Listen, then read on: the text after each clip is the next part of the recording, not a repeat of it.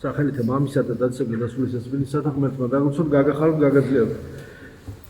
რელიგია იწყება მაშინ და ადამიანი გამოდის და იღვიძებს სულიერად მაშინ, როცა იგი სინანულში ვარდება, როცა იგი სინანულშია, როცა მას სინანულის გზნობა აქვს, როცა შეიგრძნობს თავის ცოდვით დაცემულობას, როცა ნანობს თავის ცოდვას. აი მაშინ იწყება რელიგიური წინსვლა ადამიანის და რელიგიური მომწიფება ადამიანის.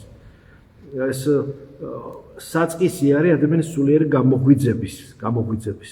ამიტომ ყველაფერი არასულიერი, ყველაფერი მეორე ხარისხოვანი, ყოველივე რაც არის უვარგისი, რაც არ არის თავარი, ფერკრთალდება და სადღაც სხვა სიფრთხეზე გადადის და ადამიანის წინაშე თავარი რაც არის იკვეთება და გამოდის წინ და გაბწყინდება მის წინაშე მისი ცოდვები, ნახავს და შეხედავს განათებულ ამ თავის ცოდვებს და შეცდომების გასწორებას გააკეთებს, მოინანიებს და ცოდვის ლაქებს მოინანიებს და ამოშლის მათ.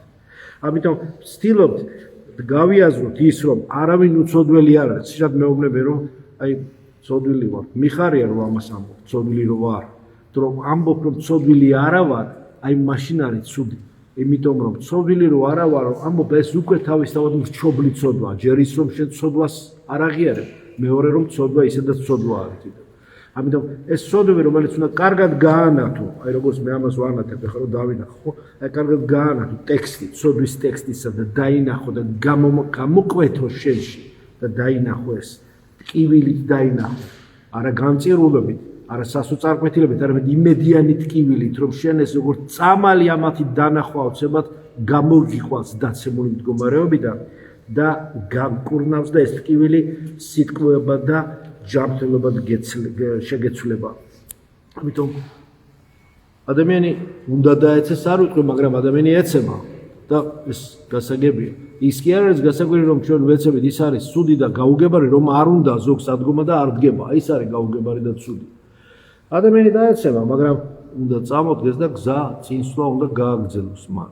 ეს არის მთავარი. ამიტომ გისურვებთ, რომ გავაცნობიეროთ ეს ცოდვები, მოვებზადოთ ზიარებისათვის, ხიზელი გონებით შევხედოთ ჩვენს თავს, ადეკვატურად შევაფასოთ ჩვენი თავი და არასწორად და რაღაცა, ვთქვათ, არასწორი რაკურსით დავინახოთ, არა მართალი რაკურსით. ადეკვატურად შევაფასოთ ჩვენი თავი და დავინახავთ რა, ყველა შინაგან წინააღმდეგობას გადავლახავთ და ეს ჩვენი ტანჯვა, ჩვენი დისკომფორტი, ჩვენი არა სასიამოვნო შეგრძნება, ორჭოფობა, გაორება, ყველაფერი ის, რაც მუდმივად შეუცნობელი და ურთიერთი საწინააღმდეგოა, შიში, ეჭვი, ადამიანების და საკუთარი თავისა და ღვთის წინაშე, ადამიანების წინაშე საკუთარი თავისადმი ცოდვები, ყველაფერი განეიტრალდება, უფალს ითხოვ რა, მოგეტევება, მიუტევებ რა და ყოველივე ის რაც საჭიროა მოგეცემა მაქსიმუმის და მინიმუმის და გზა გაგიხსნება, რასაც ყველას გისურვებთ. მადლი გისურვებთ ჩვენს იესო ქრისტეს სიხოს თქვენ ყოველთა თანა. ამინ.